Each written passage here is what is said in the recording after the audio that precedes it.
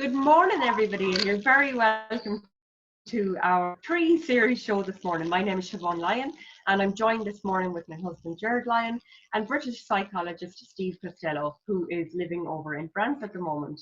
So the topic of discussion for today is going to be on loneliness, okay, and how that might affect you in your life or your family or the people around you.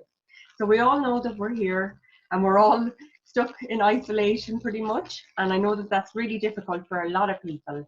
So I'm delighted, I suppose, for Jared and Steve to give a little bit of feedback to you guys and hopefully help us all feel a little bit better and a little bit more positive. So Steve, I'm going to come to you first this morning. How are you over there in France? I think, I was going to say, I think, therefore I am, which is a little bit corny perhaps. Yeah, I'm finding things really interesting at the moment. I'm surrounded by people here. There's 7 of us in the house. We're pretty much grounded. Therefore, it's not quiet. It's quiet at this time of the day, but most of the day it's not quiet. There's something going on all the time. But yet I feel unusual. I don't feel me. And I'm not going to say that I feel lonely, because I don't. But yet something unusual is going on inside. It could be described as a type of loneliness. You know, maybe we're going to discover this thing with different levels of loneliness. I don't know. But I feel unusual for sure. Let's leave it at that for now. We'll come back to it. I think huge difference, you know, in feeling lonely and I suppose we're so caught in the middle of this social isolation, I suppose, really at the moment. And I know, Ger, for you, you've experienced social isolation already and everything, and maybe you might say a few things to people about your experience. Well, yeah, like a few years ago, yeah, the circumstances were different, as I said before, but you know, I used to be out on the building sites and constantly chatting lads and having a crack and a laugh, and you know, and then suddenly I wasn't. I was at home all the time, and in particular when the children were in school and Siobhan was at work, I just found myself alone, and not just alone but lonely. And it's a, you know, a phone call doesn't substitute, or social media doesn't substitute for that human interaction. You know, the having the crack with guys on a daily basis, like, was really good for my mental health, so to speak. And there's loads of research as well, really, around that, isn't there, Steve? I mean, I know we chatted a little bit about that earlier, but loneliness is actually quite common in people, you know. Yes, I think, well, first of all, let me say that some of the research really did kind of knock me back a little bit. It's something that I've been aware of for a long time, but when you start to look at figures, and figures that you know have been verified, you suddenly take a breath. One thing in particular relating to research that came out of the UK from the Royal College of General Practitioners is that they talked about loneliness having the same risk as excuse me, as diabetes. And approximately 500 people per week are dying from premature death caused by diabetes. So if we've got the same number of people suffering loneliness, that is a big issue. Add the current situation, all this isolation that's going on around the world, and is that going to increase? Is that going to make the problem bigger? I think there are some questions we need to be asking, but more than that, we need to be looking for solutions. I think that's the important thing. Absolutely, because I think human connection is extremely important, isn't it? You know, it's what makes us feel loved and wanted and needed, and what gives us a kind of a purpose, I suppose, really, as human beings. So I suppose, like, there's a variety of ways. I mean, I know you had some ideas there like you've done loads of research on this yourself. You know, you looked into loads of different ways of helping yourself at the time as well. And one of those ways that you used was through, you know, maybe vibration, the frequency and the wavelengths and that. And I found that really, really interesting. Yeah, I love music, and I suppose that was my introduction. I was looking up happy, feel good music because I knew my my state of mind wasn't very good. Like, so I listened to all the old songs that used to cheer me up, and I remember one day typing in something like about happy, feel good music, and this frequency music thing came up. And I was like, what's this frequency? And solfeggio frequencies in particular. And so I looked and I read a little bit more into it, and I discovered like that everything is on a vibration, and you know the rainbow is caused by the Earth's vibration, and everything was on 432 hertz. And like people can look it up for themselves. This stuff is scientifically proven, and I'm sure Steve, you have more insight into it. But as I listened to this music, some was accompanied by guitar or piano, or some was just pure tone. But almost invariably in the beginning, I just felt really strange, and all of a sudden I could start crying. And I didn't understand that. And when I read more into it, it was actually the vibration loosening all that fear and sadness and everything from you, you know.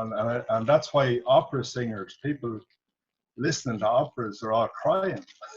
Lots of people are crying in the audience, and it's the frequency that that comes across that causes that. Wow, it's mad. Yeah, that's really something, isn't it, Steve? Yeah. Because you talked about in the very beginning of this video as well, about you're not feeling yourself lately. There's something there, and I'm really interested to know what is that, because I know you're a writer as well. So I'm wondering, is this connected to your creative side, or what's going on there? What would you say about that yourself? Well, let's just think about the music for a minute, and I'll just share a funny story first. I have an electric guitar, and I use a digital tuner. For me, it's the best way to tune the guitar. So a little while ago, for fun, I tuned it to 432 hertz. So I thought vibration of the universe was going to sound amazing, and it was no better. So it didn't work. Oh no! I think it's more about the guitarist than the vibration. But yeah, just going across to creativity relating to writing, I tried a few self-experiments. So I would write for a period of time with no sound in the room, and just write, and that's okay. I can do that. And then I tried a period with 432 hertz, but just with the vibrations, not with guitars or pianos playing within the sound. And I found myself writing for a lot longer when I used the 432 hertz music, which was interesting. I wasn't pausing, in a sense, I wasn't pausing for breath. I just kept going and going and going. It was quite a beautiful thing, really. So there is some evidence in there somewhere, I believe, that says this makes a difference, through Jer's experience as well. It really does. Also, you can think, I mentioned a little while ago that we're 7 people in the house at the moment, and still in the last couple of days, I feel a bit unusual. As I said, I feel kind of almost a little bit isolated, which sounds crazy, doesn't it? Isolated in a group. How can that be? But it is. But the vibration of the universe affects and includes everything. People on the planet vibrate. We all vibrate. We all contribute. So I wonder, are we picking up some of this universal vibration. People's vibrations at the moment are very different. There's a lot of fear around. There's the fear of loneliness. There is loneliness. There's anxiety. There's all kinds of issues, all contributing to the mix. And the mix is the vibration, becomes a vibration. So is that affecting me? Is that why I feel a little bit off key at the moment? Yeah, I think, like, if we're picking up on people's vibrations around us, you know, it's not just, I suppose, then if you're on that wavelength, because it travels through the entire universe, doesn't it? It goes around the entire world, these vibrations. Well, the best example I could give by it, like, you know, you ever walk into somebody's house and you know there's tension, you feel it. You know, there's after been a row or you're in the middle of a bit of a hostile environment, you feel it. And that's the vibration. But you also feel it if it's happy, you know. You just feel it. And whether we realize that or not, that's the case. So yeah, it's really good stuff. Yeah. I think if I could just share one more example, I'm going to be careful here because I really don't want to drift off into the political world. However, during the Brexit process, the process of campaigning for Brexit or not for Brexit, a lot of groups sprung up on social media, sitting on both sides of the fence. Fair enough. One particular group was quite radical in many ways. Some of the people in the group were very political. They had a lot to say. They were very loud about saying it, and they kept saying it, changing the words slightly, but the message was always the same. You could feel even the vibration in that group through social media. And eventually I stopped going there because I wasn't gaining anything from it. I felt negative every time I went there. I could go in on a high and leave with my vibration in my boots.